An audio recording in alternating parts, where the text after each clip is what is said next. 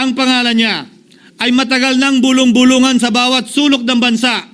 Pero ngayon, unti-unti nang sinisigaw ng taong bayan.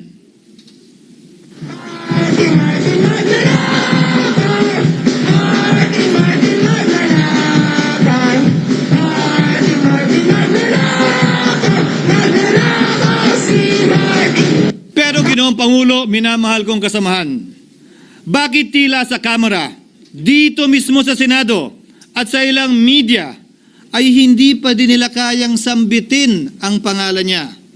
Pues, sasabihin ko, Martin Romualdez. Minsan ang binanggit ng mga diskaya ito mismo dito sa Senado, ang kanyang pangalan. Pero agad itong pinabawi nung humarap sila sa Kamara. Binanggit ni Master Sergeant Gutesa ang kanyang pangalan.